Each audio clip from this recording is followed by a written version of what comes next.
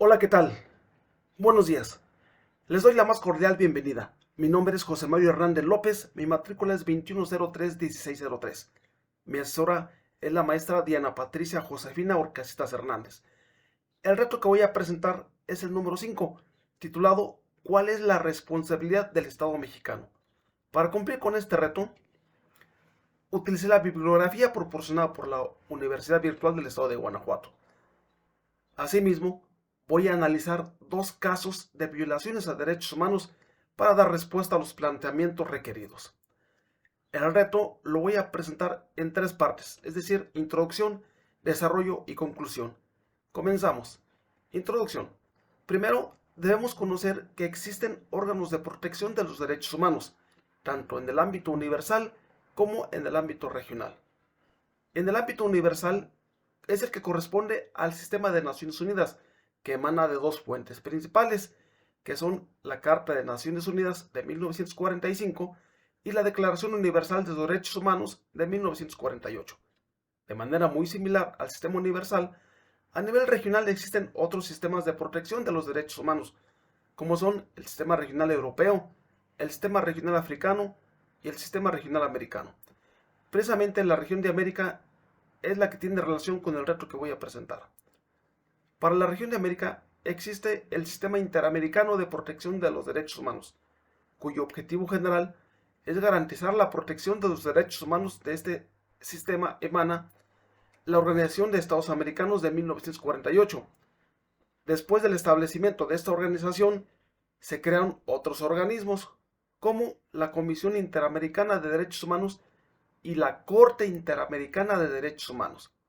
Ambos organismos son fundamentales para lograr el objetivo del sistema interamericano, que es de velar por la protección de los derechos humanos de los habitantes de los estados de América.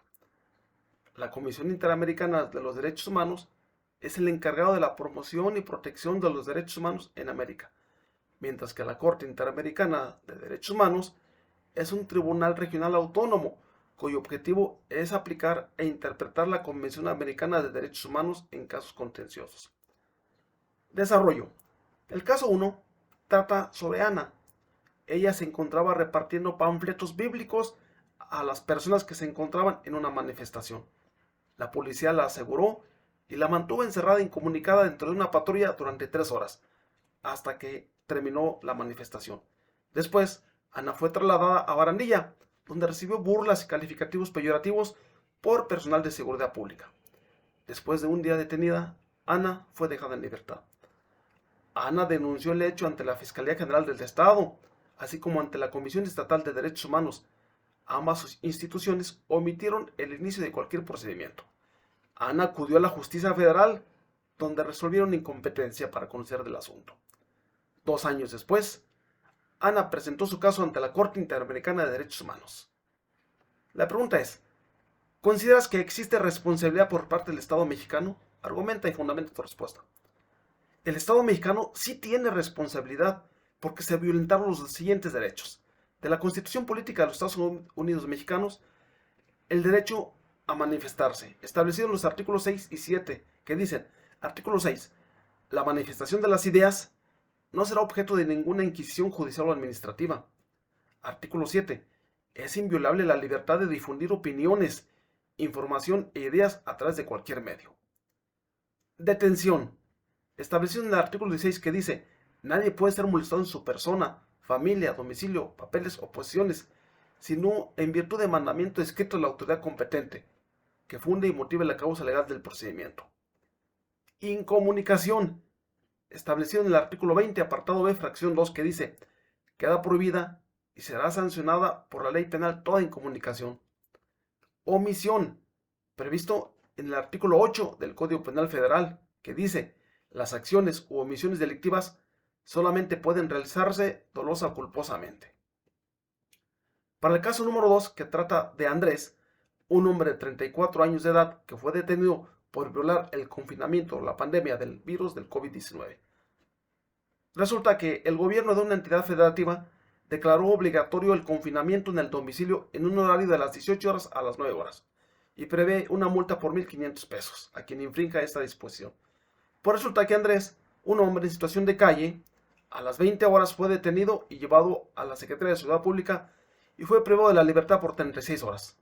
Una asociación civil planteó su caso hasta ponerlo en conocimiento de la Corte Interamericana de Derechos Humanos.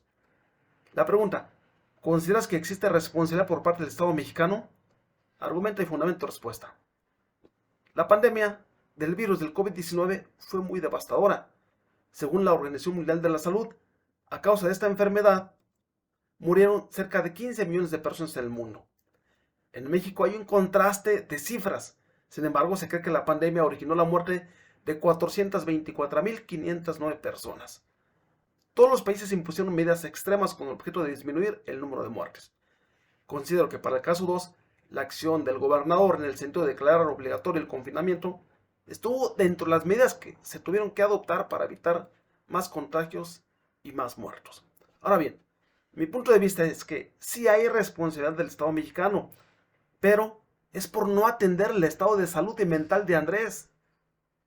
Pero, sin embargo, con el arresto, por no hacer caso al confinamiento, se logró que gran número de personas hicieran caso a las recomendaciones, porque debido a ello se logró disminuir el número de infectados o muertes a causa de este virus tan letal. Mis conclusiones. Hay un dicho que versa sobre lo siguiente: la ropa sucia se lava en casa. Me estoy refiriendo a que antes de que algún caso llegue a instancias de la Corte Interamericana de Derechos Humanos, primeramente se deben de agotar todos los instrumentos nacionales con el fin de dar solución a alguna problemática. Sin embargo, como podemos observar para el caso 1, que trata de Ana, ella denunció los hechos de que fue objeto, pero solo obtuvo negativas por parte de las autoridades. Al no recibir el apoyo, Ana expuso su queja ante la Corte Interamericana de Derechos Humanos, donde seguramente revisarán que las normas que se manejan en México sean compatibles con las estipuladas en la Convención Interamericana de Derechos Humanos y dictarán alguna medida reparatoria, pudiendo ser una disculpa pública, alguna sanción para las autoridades responsables o una indemnización. Ahora bien, el caso 2, que se refiere a Andrés, considero que es una situación a la que se debe de poner especial atención, por lo siguiente. Existen infinidad de convenciones, protocolos, tratados y demás normas, todas con el objeto de buscar el bienestar de las personas. Entonces, ¿por qué en México y en el mundo existen personas en situación de calle? Al respecto, existe el Pacto Internacional de Derechos Económicos, Sociales y Culturales de 1966, en el que los Estados partes reconocieron el derecho de toda persona al disfrute del más alto nivel posible de salud física y mental. El Protocolo de San Salvador de 1969, en el que también los Estados partes reconocen que toda persona tiene derecho a la salud, entendida como el disfrute del más alto nivel de bienestar físico, mental y social. Las personas en situación de calle tienen daños en su salud, daños físicos, daños mentales. Pienso que no deberá de haber personas en situación de calle. Es muy difícil que las personas no cuenten con ningún familiar. Recuerdo un caso de una persona que estando en situación de calle lo intentaron asaltar y unos perros lo protegieron. Uno de los delincuentes mató de un balazo a uno de sus perros. Esta situación originó una gran difusión en los medios de comunicación para dar cuenta de la acción heroica del perro para proteger a su dueño. En fin de cuentas, aparecieron familiares de las cuales reconocieron a su familiar y bueno, se lo llevaron a su casa. Para concluir, ¿las personas en situación de calle tienen derechos humanos? La respuesta es que sí. Sin embargo, no se observa la acción de alguna autoridad que se encargue de ellos. Bueno, hasta aquí mi participación. Por su atención, muchas gracias y nos vemos en otra próxima entrega. Hasta luego, bye.